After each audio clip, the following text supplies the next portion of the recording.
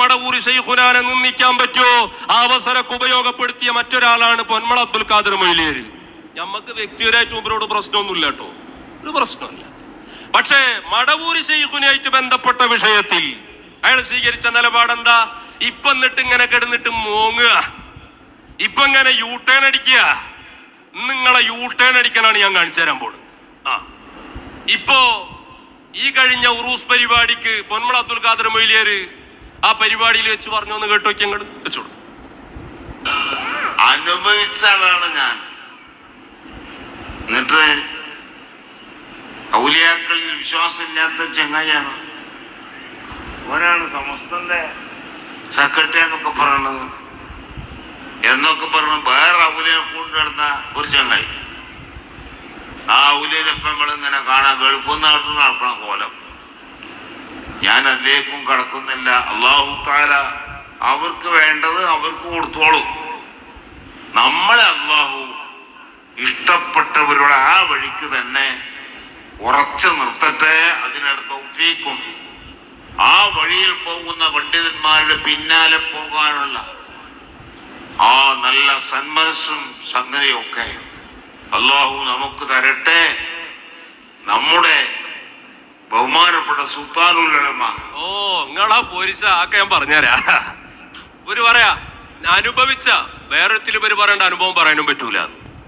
ഇതിപ്പോ കുടുങ്ങിയപ്പോ കുഞ്ഞരായും കുടിക്കേ കുടുങ്ങിയപ്പോ എന്ത് പറയാ, അനുഭവമെങ്കിലും പറഞ്ഞിട്ട് രക്ഷപ്പെടാൻ നോക്കുക. എന്നിട്ട് പറയാ ഗൾഫിൽ നടക്കുന്ന ഒരു ഔലിയുണ്ട്, ആക്കെ ഞങ്ങള് നിങ്ങൾക്ക് തീർത്തണ്ട് പൂർത്തീകരിച്ചു തന്നതാ. പിന്നെ നിങ്ങളെ കൂട്ടത്തിന്ന് ആണായി പറഞ്ഞ ഒരുത്തനും ആ മസ്അല പറഞ്ഞു വരാൻ തയ്യാറായിട്ടില്ല. നിങ്ങളെ കൂട്ടത്തിൽ ഏറ്റവും വലിയ ഫഖീഹായി അറിയപ്പെടുന്ന ആളല്ലേ നീ സംസാരിച്ച പൊന്മള അബ്ദുൽ ഖാദർ മുസ്ലിയാർ. അയാളെയും ഞങ്ങൾ വെല്ലുവിളിക്കുന്നു. ഞങ്ങളുടെ ഉസ്താദുമാർ ഈ പരിശുദ്ധമായ ഞങ്ങളുടെ വേദികളിൽ വെച്ചുകൊണ്ട് ഫുഖഹാഇന്റെ കിതാബ് ഉദ്ധരിച്ചുകൊണ്ട് നിങ്ങളെ മസ്അല പഠിപ്പിച്ചിട്ടുണ്ട്. അതിനെ പ്രാമാണികമായി നേരിടാൻ പൊന്മള ഉൾപ്പെടെയുള്ള ഏതെങ്കിലും ഫുഖഹാ തയ്യാറുണ്ടോ? അങ്ങനെ അവിടെ കിടന്ന് മൂഞ്ഞേപാരോ മൊയ്ലിയാരെ ആൺകുട്ടികളെ പോലെ ഇറങ്ങു പുറത്തേക്ക്. ഇവരറിയുങ്ങള് ഏറ്റവും വലിയ ഫഖീഹുകളാണല്ലോ, കർമ്മശാസ്ത്ര വിശാരദൻ. ആ വിശാരദൻ തന്നെ ഇറങ്ങി. ഞങ്ങളൊന്ന് നോക്കട്ടെ, ഞങ്ങളെ ഉസ്താദുമാർ ഉദ്ധരിച്ച കിതാബിന്റെ അടുത്തേക്ക് എടുക്കാൻ പറ്റും നിങ്ങൾക്ക്? എന്നിട്ടിപ്പോ അങ്ങനെ ഞാഞ്ഞ പറയാൻ വരിക. അവർക്ക് കൊടുക്കണ്ട അള്ള കൊടുക്കട്ടെ എന്ന്. ഇങ്ങക്കിപ്പോ മടവൂരി ശൈഖുനാടെ വിഷയത്തിൽ എന്താ കിട്ടിയ? ഇങ്ങക്ക് കിട്ടിയ ആദ്യം പറയും, മറ്റുള്ളവർ കടക്ക് എടുക്കാൻ മൂപ്പരെ കൊണ്ട് തന്നെ പറയിപ്പിക്കാം. മൂപ്പര് പറഞ്ഞു നോക്കി നിങ്ങൾ ഈ റമദാന്റെ മുമ്പ് മൂപ്പർക്ക് കിട്ടിയ കേട്ടോളൂ നിങ്ങൾ.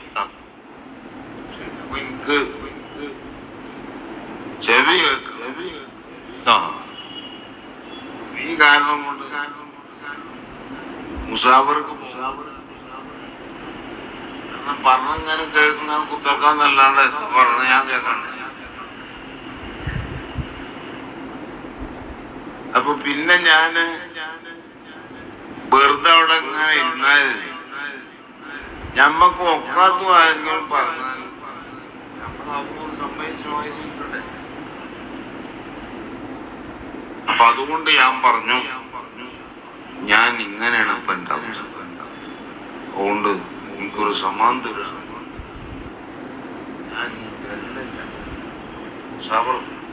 കാരണം വെറുതെ ഇങ്ങനെ ഇരിക്കാന്നാവും. ഞാനിഞ്ഞ് മുഷാവർക്ക് വരുന്നില്ല, ഞാൻ വന്നിട്ട് കാര്യല്ല. ഇക്ക് ചെവി കേൾക്കൽ മാഫി. ചെവിയൊന്നും കേൾക്കണില്ല, ചെവി കേൾക്കണില്ല. ആയതുകൊണ്ട് ഞാനവിടെ വന്നിരുന്നിട്ട് നിങ്ങൾ എന്തൊക്കെ എടുക്കണ തീരുമാനം ഇക്കറിയില്ലല്ലോ. ആയതുകൊണ്ട് ഞാൻ പറഞ്ഞു ഇന്നതിന്നൊന്ന് ഒഴിവാക്കി തരുന്നു. എങ്ങനെയുണ്ട്? ഇപ്പൊ ആർക്കാ കിട്ടേണ്ടത് കിട്ടിയത്? ആർക്കാ കിട്ടേണ്ടത് കിട്ടിയത്? എന്തുകൊണ്ടാണ് നിങ്ങൾക്ക് ഇങ്ങനെ ഉണ്ടാകാനുണ്ടായ സാഹചര്യം? നിങ്ങളെക്കാരും വയസ്സുള്ളവർ വേറെ ഉണ്ടല്ലോ അതില്. അവർക്ക് ചെവിക്ക് കുഴപ്പമൊന്നുമില്ലല്ലോ. നിങ്ങൾക്കിപ്പോ കണ്ണും കാണാൻ വയ്യ, ചെവിയുമില്ല, നീറ്റിക്കാനും പറ്റണില്ല, വർത്താനം പറയാനും പറ്റുന്നില്ല, നാവും ഉദ്ദേശിച്ച രൂപത്തിൽ വരുന്നില്ല. എന്താ ഈ കോലത്തില് എല്ലാം മുടങ്ങിയിട്ടൊരു മുക്കിലാകേണ്ട ഗതികേട് വന്നത്? മഹാനരായ ശൈഖ് മടവൂർ നിങ്ങൾ ആരെ തൊട്ട് കളിച്ചത്? ഞങ്ങളെ കരളിന്റെ കഷ്ണമായ ഈ കേരളീയ സമൂഹത്തിന് അല്ല മാലോകർക്ക് അല്ലാഹു കനിഞ്ഞരുളിയ വരദാനമായ ശൈഖുൽ മശായിഖായ റഈസുൽ മഹ്ബൂബീനായ സുൽത്താനുൽ ഔലിയായ ഖുതുബുൽ ആലമായ സുൽത്താനുൽ ആരിഫീനായ ശൈഖുനാ മടവൂർ.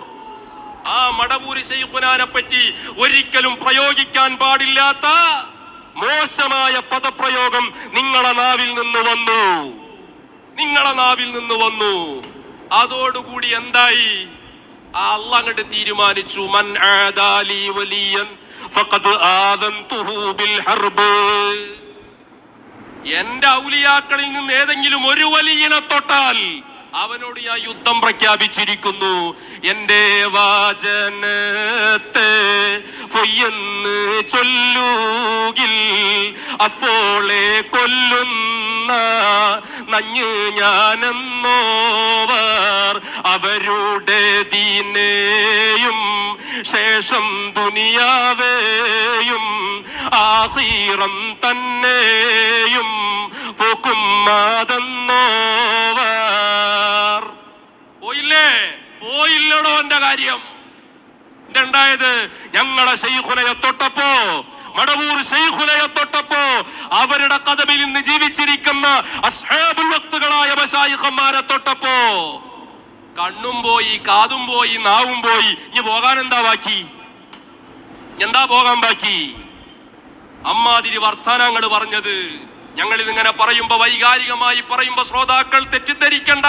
എന്താണ് ആ മനുഷ്യൻ മടവൂർ ശൈഖുനയെ കുറിച്ച് അദ്ദേഹം വർഷങ്ങൾക്ക് മുമ്പ് പറഞ്ഞു വെച്ചൊന്ന് കേട്ടു നോക്കൂ നിങ്ങൾ.